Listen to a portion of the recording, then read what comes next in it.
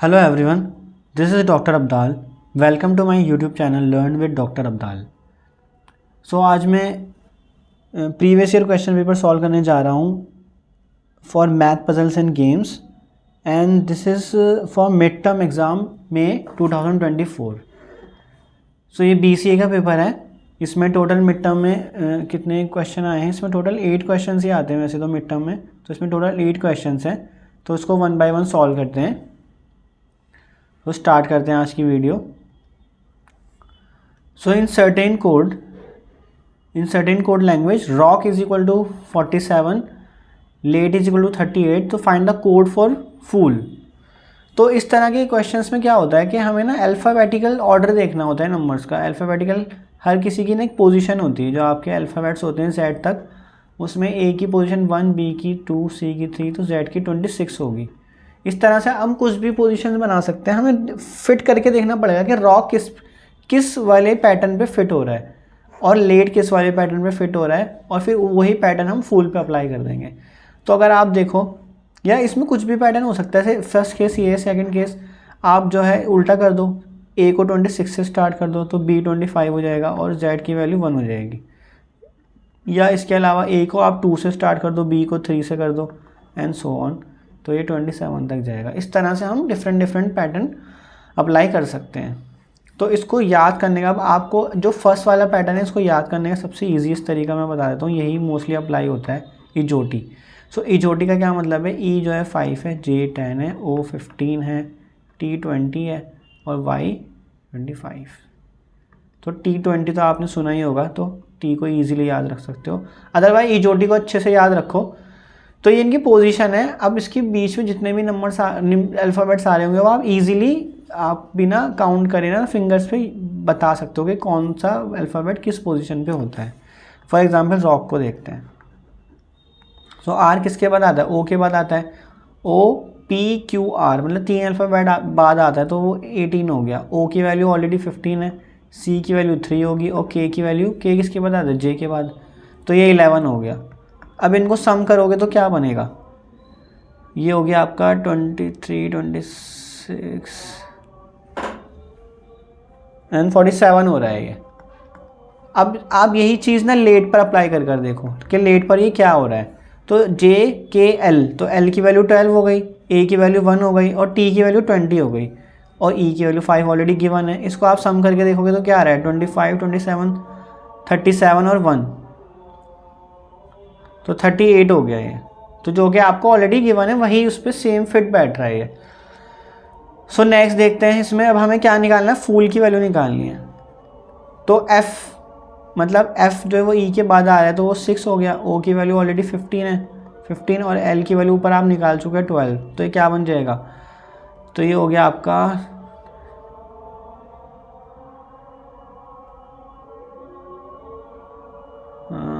12 and 15 27, 27 and 15 हो गया आपका 42, 42 एंड 6 एंड 48 हो गया आप. तो आपका आंसर आ रहा है 48. तो आप इसको हमेशा सॉल्व करने के लिए इजोटी की हेल्प ले सकते हो. सो नेक्स्ट क्वेश्चन देखते हैं. In how many ways can 3 jobs 1, 2 and 3 be assigned. तो आपके पास 3 जॉब्स हैं, उनको किस तरह से असाइन किया जा सकते हैं? तो 3 persons A, B and C, if 1 person is assigned only 1 job and all are capable of doing jobs. ठीक है, मतलब आपके पास 3 जॉब्स हैं और आपके पास 3 ही पर्सनस हैं A, B, C. तो आप उनको कैसे जॉब असाइन कर सकते हो? तो आप ये देखो कि कितने सारे पैटर्न बन सकते हैं. ये फर्स्ट ले सकता है, ये सेकंड ले सकता है, ये C थर्ड ले सकता है जॉब. तो अब आप इसमें क्या करो, एक जो है वो सेकंड भी तो ले सकता है, या A को आप फर्स्ट ही दो, A को फर्स्ट दो और B जो है वो थर्ड जॉब ले रहा है और C जो है वो सेकंड जॉब ले रहा है. इस तरह से आप बहुत सारे पैटर्न बना सकते हो. ठीक है, तो इसके लिए फॉर्मूला कौन सा यूज़ होता है? परमुटेशन का फॉर्मूला यूज़ होता है. तो नंबर ऑफ़ जॉब्स आपके पास कितनी है? 3. तो 3P और नंबर ऑफ़ पर्सनस कितने? 3. तो 3P3 की value 3 factorial divide by 3 minus 3 factorial. So 3 factorial 6 हो गया और 3 माइनस 3 0 फैक्टोरियल. 0 फैक्टोरियल की वैल्यू 1 होती है, तो इसका आंसर आ गया आपका 6. अब इसको थोड़ा और मॉडिफाई करके ना एक बार और चीज़ सीख लेते हैं यहाँ पे. अभी ये क्वेश्चन अच्छा है. फॉर एग्जाम्पल आपके पास 4 जॉब्स हैं. ठीक है, और आपके पास पर्सन जो है वो 3 ही है, ए बी सी, तो टोटल 4 जॉब्स है, मतलब n की वैल्यू आपकी ये है। हम यहाँ पे जो यूज़ करते हैं फॉर्मूला वो NPR का यूज़ करते हैं, तो n की वैल्यू आपकी क्या है 4, और पर्सन्स कितने हैं वो है r, वो है 3। तो अगर आपके पास 4 जॉब्स हैं और 3 पर्सन्स हैं, और 3 पर्सन्स को आप डिफरेंट जॉब असाइन करा सकते हो, तो कितने आपके यहाँ पे अरेंजमेंट्स बन सकते हैं, कितनी पॉसिबिलिटीज़ बन सकती हैं। तो n की वैल्यू आपकी, NPR फॉर्मूला लगा रहे हैं हम, n की वैल्यू 4 आ गई और r की वैल्यू 3 हो गई, तो 4 factorial divide by 4 minus 3 factorial, तो ये कितना हो जाएगा 4 इंटू 3 इंटू 2 इंटू 1, और नीचे क्या आ जाएगा 1 फैक्टोरियल, 1 फैक्टोरियल तो 1 ही होता है, तो ये हो गया आपका 24 आंसर। तो इस तरह आप जॉब जैसे जैसे जितने जितने पर्सन है उसके हिसाब से मॉडिफाई कर करके ये फॉर्मूला अप्लाई कर सकते हो। सो नेक्स्ट क्वेश्चन देखते हैं। So in an examination a student has to answer 4 question out of 5 question, question number 1 and 2 are compulsory. So आपके पास टोटल कितने क्वेश्चन है 1 2 3 4 5, जिसमें से 1 and 2 तो कंपल्सरी वो करना ही करना है। So find the number of ways in which the student can make a choice. तो आपके पास कितने क्वेश्चंस बचे, देखो ये भी परमुटेशन का क्वेश्चन बन रहा है, लेकिन परमुटेशन में क्या होता है अरेंजमेंट्स होते हैं, आप कौन सा क्वेश्चन पहले कर रहे हो ये मैटर नहीं करता है। तो हमारे पास यहाँ पे यूज़ होगा कॉम्बिनेशन। कॉम्बिनेशन का मतलब है कि आपके पास कुछ ऑब्जेक्ट्स हैं, ऑब्जेक्ट 1, ऑब्जेक्ट 2, ऑब्जेक्ट 3, इसमें से या ऑब्जेक्ट 4, इसमें से आपको कोई से 2 ऑब्जेक्ट चूज़ करने हैं। तो चूज़ करने के लिए हम ऑर्डर नहीं देखते कि आप पहले O2 ले रहे हो या O3 ले रहे हो, या पहले O1 ले रहे हो या O4 ले रहे हो। तो इसके लिए फॉर्मूला यूज़ होता है 4C2, या इसको इससे कंपेयर करो NCR, ये होता है कॉम्बिनेशन। कॉम्बिनेशन का मतलब होता है n factorial divide by r factorial into n minus r factorial. तो हम ये वाला फॉर्मूला यूज़ करेंगे इसमें। तो हमारे पास 3 क्वेश्चन बचे थे, देखो यहाँ पे 3 क्वेश्चंस में से आपको 2 क्वेश्चन करने ही करने हैं, तो आप सेलेक्ट करोगे यहाँ पे, यहाँ चूज़ करने के लिए, सेलेक्ट करने के लिए NCR लगेगा आपका फॉर्मूला कॉम्बिनेशन का। तो n की वैल्यू आपके पास टोटल 3 क्वेश्चन है, उसमें से सिर्फ 2 ही क्वेश्चन आप सेलेक्ट करना चाहते हो, तो r की वैल्यू 2 हो गई। तो 3 factorial divide by 2 factorial into 3 minus 2 factorial, तो ये क्या आ गया 3 इंटू 2 न्यूमरेटर में, 2 इंटू 1, 2 फैक्टोरियल 2 होता है और 3 माइनस 2 फैक्टोरियल जो है वो 1 होता है, तो 2 से 2 कैंसिल, तो 3। तो कितने नंबर ऑफ वेज में आप चूज़ कर सकते हो क्वेश्चन, 3 नंबर ऑफ वेज में। फॉर एग्जाम्पल आपने ये चूज़ कर लिए, 2 ये कर लिए, या फिर 4 and 5 कर लिया, या फिर 3 and 5 कर लिया, यही सिंपल डायरेक्टली अगर देखो। लेकिन जो कि यहाँ क्वेश्चन कम है तो आप डायरेक्टली कर पा रहे हो, लेकिन अगर क्वेश्चन ज़्यादा होते तो आपको कॉम्बिनेशन ही यूज़ होता वहाँ पे। नेक्स्ट क्वेश्चन देखते हैं। What is the minimum number of student required in a discrete mathematics class to be sure that at least 6 will receive the same grade if there are 5 possible grades. तो आपके पास total 5 number of grades हैं ABCDE। तो हमें देखना है कि minimum number of student required, तो कितने मिनिमम स्टूडेंट रिक्वायर्ड होंगे कि वो एटलीस्ट 6 स्टूडेंट को सेम ग्रेड मिले। तो ये क्वेश्चन होगा आपका पिजन होल प्रिंसिपल से, पिजन होल प्रिंसिपल। तो सीख लेते हैं क्या होता है। एक्चुअल में जो ये ग्रेड है ना आपके, ये हैं पिजन के होल्स, कबूतर के घोंसले हैं ये आपके। तो इसमें हमें पिजन होल प्रिंसिपल कैसे अप्लाई होता है ये देख लेते हैं। इसमें ये होता है कि अगर कुछ पिजन्स हैं आपके पास, तो पिजन्स जो है ना 1 by 1 ABCDE होल्स में जाएंगे, फिर जो रिमेनिंग होंगे फिर वो दोबारा से ABCDE होल्स में जाएंगे। तो 1 by 1 सारे कवर करेंगे वो, ऐसा नहीं है कि एक बहुत सारे पिजन एक ही होल में चले गए।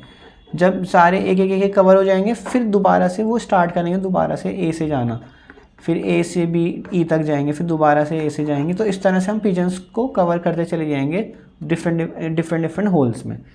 तो यहाँ पे हमने ग्रेड को क्या कर लिया, पिजन होल्स से कंपेयर कर लिया। ग्रेड जो है आपके ABCD वो हैं आपके पिजन्स होल्स,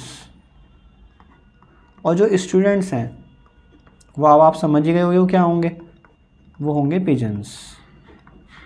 तो पूछ रहा है कि मतलब कि एक पिजन होल में मिनिमम एटलीस्ट बोल रहा है, एक पिजन होल में एटलीस्ट 6 पिजन्स होने चाहिए। तो कब होंगे देखो, सबसे पहले पिजन्स एक एक होल में जाएंगे 1 1 1 करके, फिर दोबारा से 1 1 1 जाएंगे। अब ये चाहता है कि एक होल में ना 6 चले जाएं एटलीस्ट।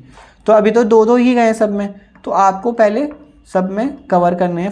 3 कवर हो गए, 4 यहाँ पे कवर हो गए और यहाँ पे 5 कवर हो गए। तो टोटल पिजन्स कितने हो गए यहाँ पे 25 हो चुके हैं। और अभी हर एक होल में 5 पिजन्स है, लेकिन हमें तो 6 करने हैं। अब जो नेक्स्ट पिजन है वो इनमें से किसी में भी अगर चला जाए, फॉर एग्जांपल वो डी में चला गया पिजन, तो इस डी में कितने हो जाएंगे पिजन्स टोटल? 1 2 3 4 5 6, टोटल 6 हो गए। तो यही तो क्वेश्चन में पूछा गया था, at least 6 student will receive the same grade. तो यहाँ पे 6 स्टूडेंट है जो डी ग्रेड पा रहे हैं। और ये आखिरी का आपने जो 1 स्टूडेंट यहाँ पे लिखा उसको भी काउंट करना पड़ेगा 1। तो टोटल कितने हो गए? ये 26 हो गए, है ना। 25 तो हमने ऊपर यहाँ तक कवर कर लिए थे और नीचे 1 to 26। तो मिनिमम नंबर ऑफ़ स्टूडेंट जो होंगे आपके, मिनिमम नंबर ऑफ़ स्टूडेंट जो उसने सबसे पहली लाइन में पूछा था, रिक्वायर्ड कितने होंगे? वो 26 स्टूडेंट रिक्वायर्ड होंगे। कि जब 26 स्टूडेंट आपके पास हो जाएंगे तो एटलीस्ट 6 स्टूडेंट ऐसे ज़रूर होंगे जिनके पास सेम ग्रेड होगा, according to the pigeon hole principle. I hope this is very much clear.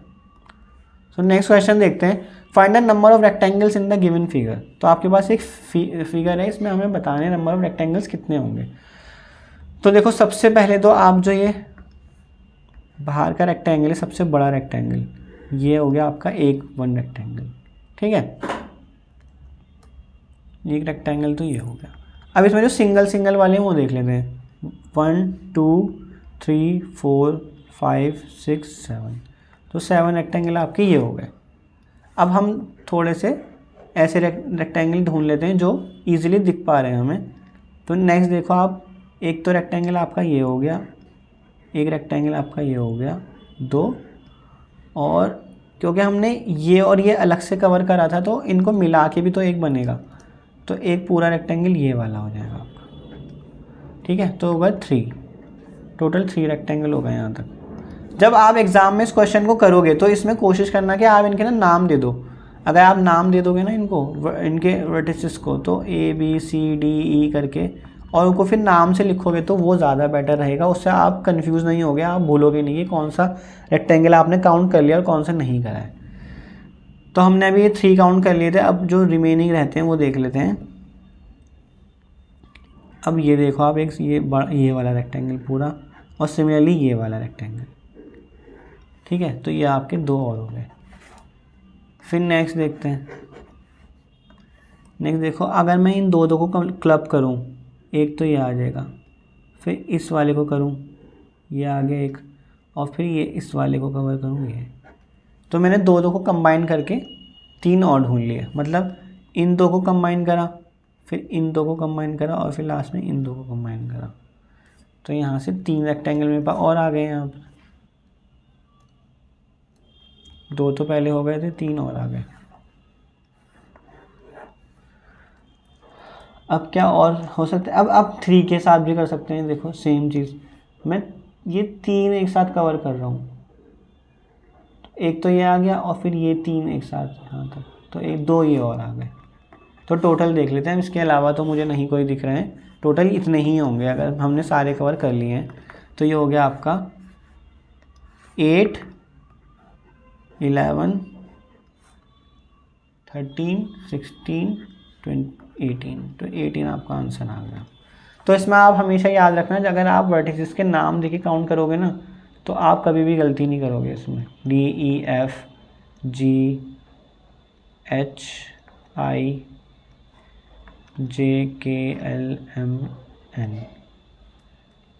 ओ एक ये रह गया। जैसे कि फॉर एग्ज़ाम्पल मुझे सबसे बाहर वाला जो है ACJN, सबसे बाहर वाला जो था वो,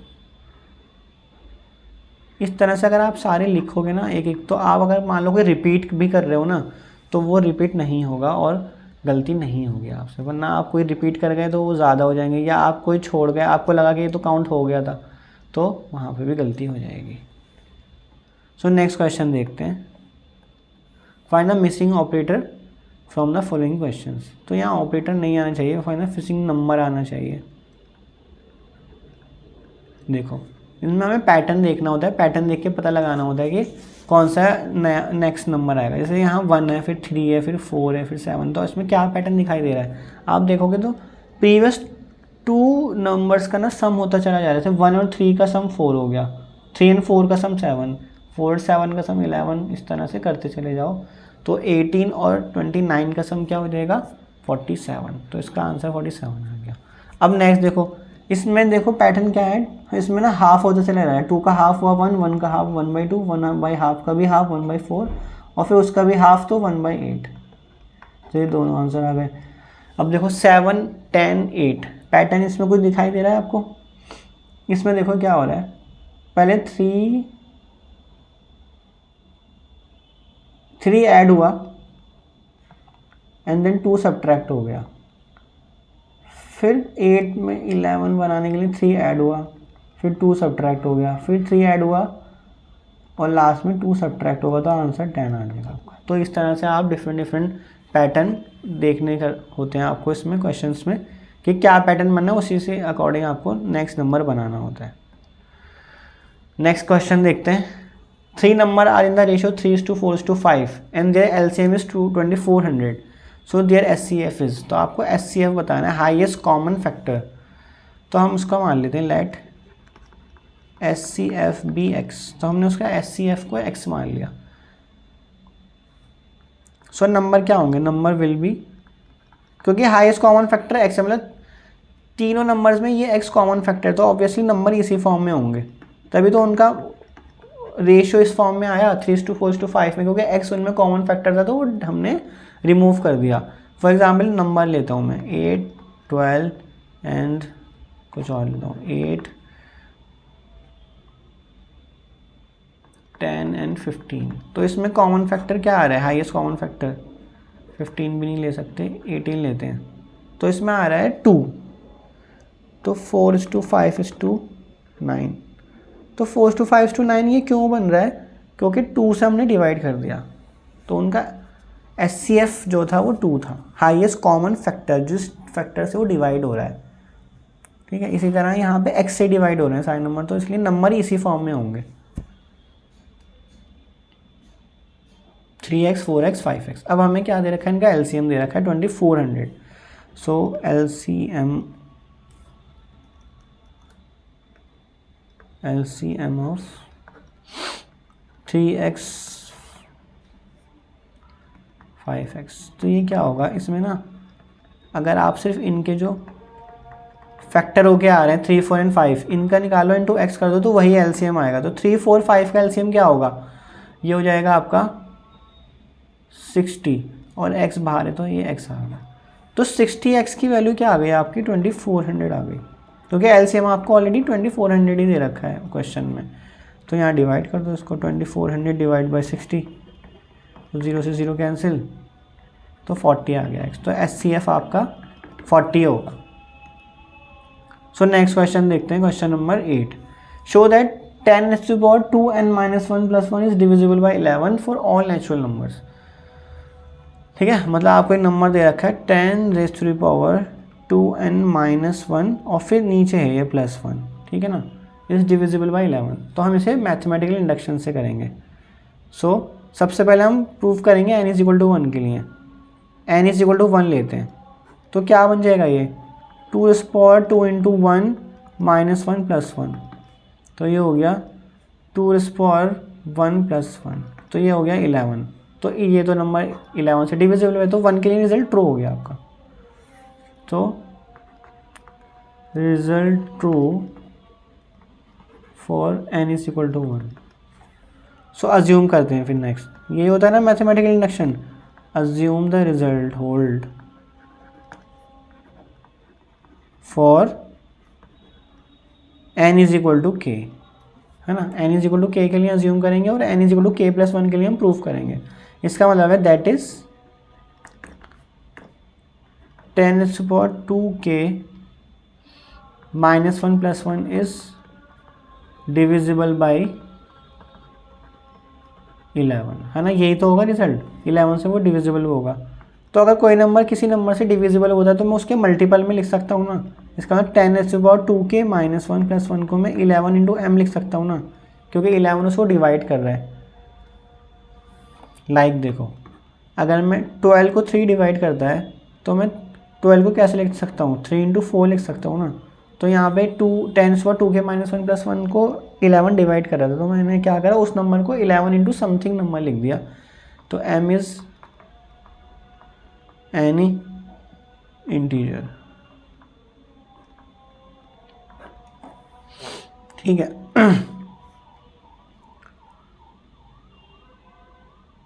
तो यहाँ से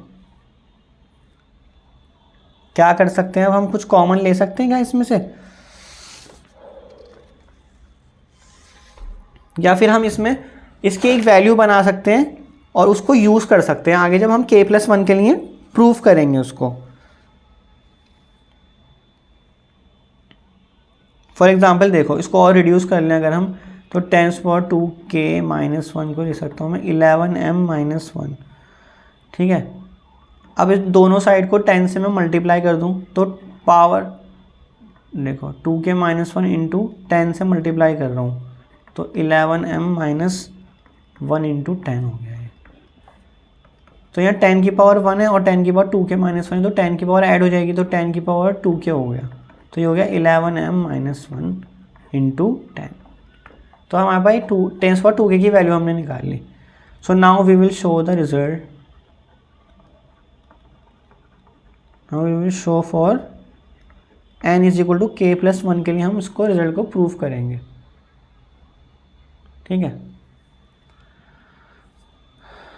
तो हमारे पास नंबर क्या था, 10^2n-1 था, हाँ ये था ना, 10^2n-1 प्लस 1 इस डिविजल बाई 11 हमें शो करना था। तो हम n की वैल्यू k+1 रखेंगे, तो n की वैल्यू हमने रख दी k+1 -1 और +1, ये नंबर बन गया आपका 10^2k + 2 - 1 और +1 जो है ये नीचे है डिनो, मतलब ये ऊपर पावर में नहीं है, कभी कंफ्यूज हो जाओ आप लोग। तो ये हो गया 2k + 1 और +1 यहाँ नीचे, ठीक है। अब हम क्या कर सकते हैं, हमें 10^2k की वैल्यू तो ऊपर निकाली हुई है ना, 10^2k की वैल्यू आपने यहाँ निकाली हुई है। अब यहाँ पे हम पुटिंग करेंगे, इस वैल्यू को हम पुट कर देंगे 11m-1 10,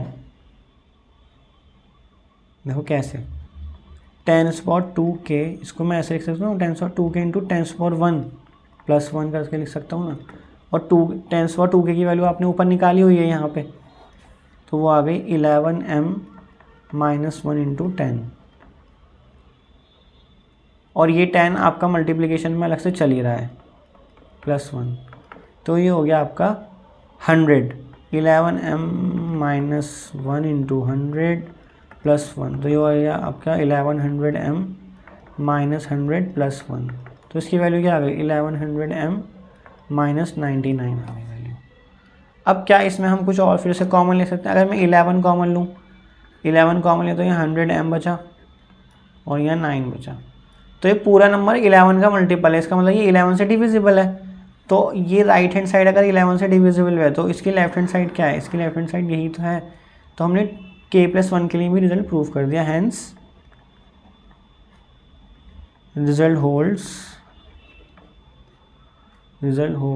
फॉर एनी n, मतलब 10^2n -1 + 1 is divisible by 11, ठीक है। तो इंडक्शन आपको लगाना आना चाहिए। n = 1 के लिए हम प्रूफ करते हैं, n = k के लिए हम अज्यूम करते हैं, और फिर n = k+1 के लिए शो करते हैं दोबारा से। सो नेक्स्ट क्वेश्चन देखते हैं, ये 8th क्वेश्चन था, 8 के 2 पार्ट आते हैं, तो उसका सेकंड पार्ट जो और में होता है, जो चॉइस में होता है, वो देख लेते हैं, ठीक है।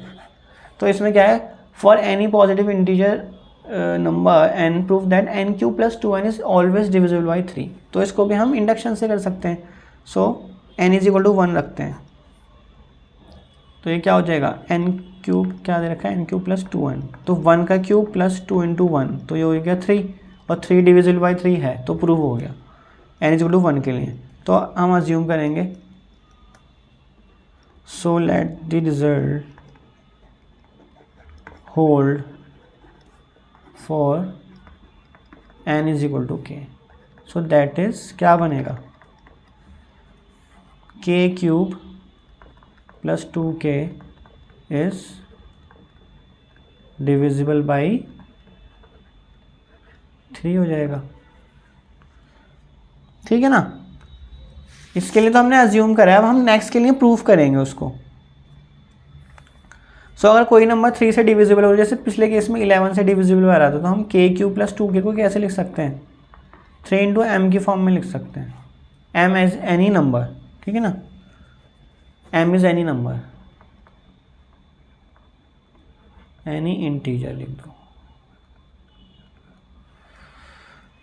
अब हम प्रूफ करेंगे, we will show for n is equal to k plus 1 के लिए अब हम शो करेंगे। तो प्रूफ करते हैं इसको, मतलब n की जगह पे हमें क्या डालना है, k प्लस 1 डालना और दिखाना है कि वो 3 से डिविजिबल है। तो यहाँ आ गया n की जगह पे k plus 1 cube plus 2 into k plus 1, तो हो जाएगा आपका k क्यूब। फॉर्मूला क्या होता है, a प्लस बी का होल क्यूब का formula, a cube plus 3a square b plus 3ab plus b cube यानी कि 1 का क्यूब, फिर 2k प्लस 2, है ना। इसको a माना और इसको b मानना और फॉर्मूला लगा देना a प्लस बी का होल क्यूब का। अब देखो यहाँ कोई ऐसी टर्म बनाने की कोशिश करो, k क्यूब प्लस 2k, वो हम 3m पुट कर देंगे, तो k क्यूब भी है आपके पास और आपके पास 2k भी है, तो इसको साथ कर लो, k क्यूब प्लस 2k को, बाकी को सबको अलग कर दो। क्या हो जाएगा, 3k स्क्वायर प्लस 3k और 1 यहाँ पे कांस्टेंट और 2 है, तो ये हो जाएगा 3। तो k क्यूब प्लस 2k की वैल्यू क्या आ जाएगी, 3m। ऊपर से हमने यहाँ से पुट करी है वैल्यू, ठीक है ना, इस यहाँ से स्टार में से, और जो ये वैल्यू है इसमें से 3 आप कॉमन ले लो, तो 3 कॉमन आ जाएगा, तो k square plus k plus 1। अब इस पूरे में से 3 कॉमन ले लो, तो ये क्या हो गया, m plus k square plus k plus 1। तो आपने क्या प्रूफ कर दिया यहाँ पे, आपने ये प्रूफ कर दिया कि जो n क्यू प्लस 2n आप प्रूफ करने जा रहे थे k प्लस 1 के लिए, वो एक्चुअल में ना 3 का ही मल्टीपल आ गया, राइट हैंड साइड पे 3 का ही मल्टीपल आ गया। मतलब ये चीज़ जो हम k प्लस 1 के लिए प्रूफ कर रहे हैं यहाँ पे, k प्लस 1 के लिए तो प्रूफ कर रहे हैं हम यहाँ पे, तो अगर 3 का मल्टीपल आ रहा है इसका मतलब वो 3 से डिवाइड है, राइट हैंड साइड 3 से डिविजिबल है, इसका मतलब लेफ्ट हैंड साइड भी 3 से डिविजिबल है। तो this implies result hold for n is equal to k plus 1, hence n cube plus 2n is divisible by